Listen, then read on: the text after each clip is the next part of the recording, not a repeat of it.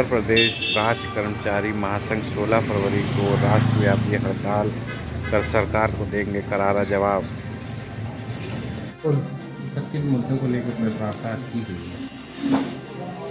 ये 16 फरवरी की राष्ट्रव्यापी हड़ताल है जिसमें सभी केंद्रीय ट्रेड यूनियन और कर्मचारी संगठन, किसान मोर्चा सब इसमें शामिल हैं, क्योंकि सरकार ने 8वां पे कमीशन, पुरानी पेंशन बहाली इनको मना कर दिया है।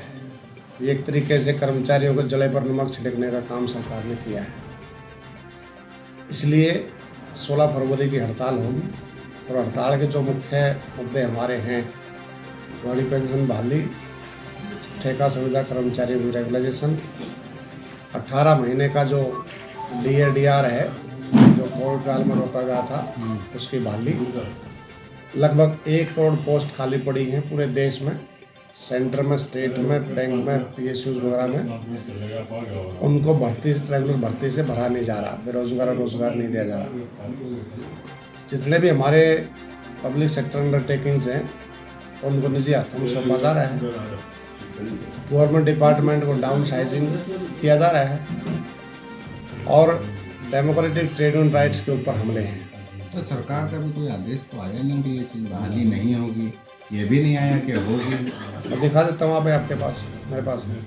अच्छा, तो नहीं होगी तो बजट में, बजट आ गया, बजट में करना चाहिए था तो नहीं किया।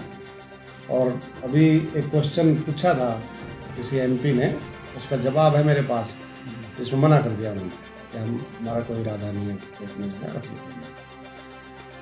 तो ये तमाम मुद्दे हैं जिसको लेकर के पूरे देश के कर्मचारी में गुस्सा है। उधर किसानों के साथ जो वायदा किया था इन्होंने, MSP की कानूनी गारंटी हम देंगे, उससे सरकार मुकर गई है।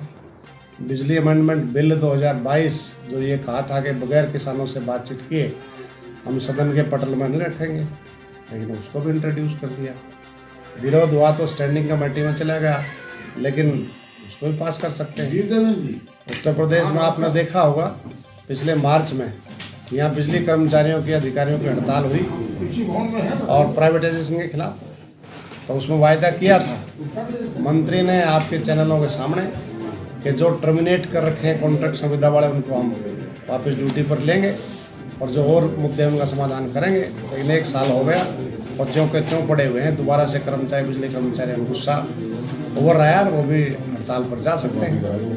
तो ये जो सरकार वायदा खिलाफी कर रही है, उत्तर प्रदेश राज्य कर्मचारी महासंघ पिछले 3 साल से पत्राचार कर रहा है सरकार से कि कर्मचारियों के मसले हैं, उन पर बैठ कर बातचीत की जानी चाहिए, लेकिन सरकार कोई बातचीत करने को तैयार नहीं है। क्या 24 का चुनाव नजदीक है तो क्या कुछ इस पर फर्क पड़ेगा आप लोग की तरफ? निश्चित तौर से फर्क पड़ेगा।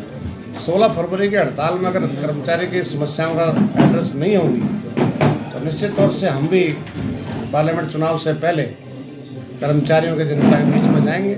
मान लीजिए मिल गया, ऐसे ही आश्वासन मिल गया, लिखित नहीं मिला कि मांगे पूरी, आश्वासन से बात नहीं बनती, अब तो लिखित में आश्वासन और इम्प्लीमेंटेशन चाहिए।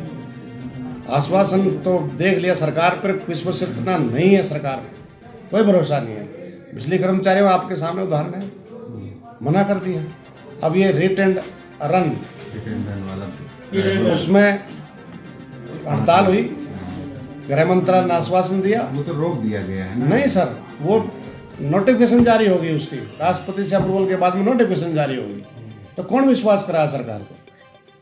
तो ये सरकार पर विश्वास लोगों का, कर्मचारियों का, मजदूरों का, किसानों का, ड्राइवरों का, सबका उठ चुका है। तो इसलिए सभी प्रकार का गुस्सा है और वो रिफ्लेक्ट होगा निश्चित तौर से, अंडर करंट है लोगों में। ठीक है जी। सर, उत्तर प्रदेश राज्य कर्मचारी महासंघ 16 फरवरी को राष्ट्रव्यापी हड़ताल का निर्णय ले चुका है। क्या मांगे हैं जिसकी वजह से हड़ताल का निर्णय लिया गया?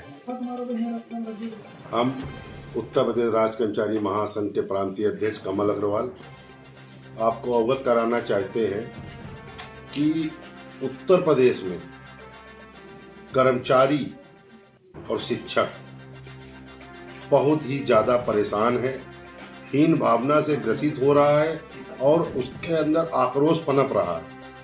पिछले 3 वर्षों से माननीय मुख्य सचिव महोदय, अपर मुख्य सचिव कार्मिक, वित्त वेतन आयोग 2 को पत्र के माध्यम से सूचित करते हुए प्रतिनिधि वार्ता के लिए अनेकों पत्र 3 साल में लिखे गए हैं, परंतु उत्तर प्रदेश राज्य कर्मचारी महासंघ माननीय लल्लन पांडे जी, इतना हमारा पुराना 50 वर्ष से अधिक पुराना संगठन है और हमको हमारे कर्मचारियों की मांगों को अनसुना किया गया।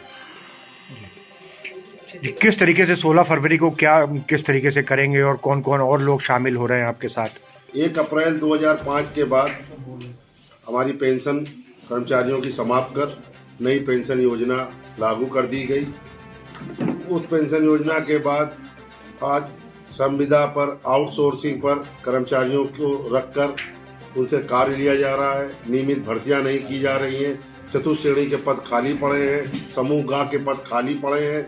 मिनिस्ट्रियल कर्मचारी संवर्ग, श्रमिक संघ, चतुश्रेणी संवर्ग, अनेकों संवर्ग उत्तर प्रदेश में परेशान है जी। पे कमीशन को लेकर के भी कोई डिमांड है? 8वां वेतन आयोग का गठन अब तक हो जाना चाहिए था, परंतु 2026 बहुत ही नजदीक आ रहा है, परंतु आज तक 8वें वेतन आयोग का गठन भी नहीं हुआ है। कोरोना काल के नाम पे या उसको ये कहकर कि जीएसटी का आकलन नहीं हो रहा, जीएसटी इकट्ठा नहीं हो रहा है, बहुत बड़ा पेंडेमिक है और हमारे उत्तर प्रदेश के राज्य के कर्मचारियों का 18 माह का डीआर एरियर रोक दिया गया। जनवरी माह का जो राजस्व है वो 1.67 लाख करोड़ रुपए है। उसके पश्चात भी हमारे कर्मचारियों को डीए और डीआर का एरियर नहीं दिया जा रहा। क्या उम्मीद है कि 2023 जो ये चुनावी वर्ष है 24, तो क्या लगता है कि आपकी इस मांगों को सरकार विशेष रूप से ध्यान रखेगी? जरूर। उत्तर प्रदेश सरकार और भारत सरकार हम कर्मचारियों की मांगों को जरूर मानेगी, क्योंकि हम कर्मचारी ही उत्तर प्रदेश और भारतवर्ष की रीढ़ की हड्डी है और उत्तर प्रदेश और भारतवर्ष का नाम पूरे देश में, पूरे वर्ल्ड में आगे बढ़ाने का काम हम कर्मचारी कर रहे हैं। जी, कौन कौन से विभाग इसमें शामिल हो रहे हैं? इसमें हमारे सैकड़ों विभाग हैं। कृषि विभाग है, सिंचाई विभाग है, पीडब्ल्यूडी है, श्रम विभाग है, गन्ना है, वन विभाग है, चतुश्रेणी कलेक्ट्रेट है, आदि आदि सेवा योजना है, राजकीय प्रेस है जी। तो ये 16 को जो हड़ताल आप करेंगे तो अपने अपने कार्यालयों पे करेंगे कि कोई एक जगह सुनिश्चित की गई है जहां पर इकट्ठे होकर के? जिस प्रकार से हम अपना 1 फरवरी 2024 को अपना राष्ट्रीय हड़ताल का नोटिस माननीय मुख्य सचिव महोदय, माननीय मुख्यमंत्री महोदय, मुख्य सचिव, अपर मुख्य सचिव कार्मिक, अपर वित्त वेतन आयोग 2 अपर मुख्य सचिव को प्रेषित कर चुके हैं और 16 फरवरी को उत्तर प्रदेश के कार्यालयों के ताले नहीं खुलेंगे। क्या प्रभाव पड़ने वाला है? इससे निश्चित रूप से प्रभाव पड़ेगा। सरकार को हमारी मांगें माननी होंगी और हमारे कर्मचारियों को जिस प्रकार से जो आर्थिक नुकसान हो रहा है उससे मुक्ति मिलेगी।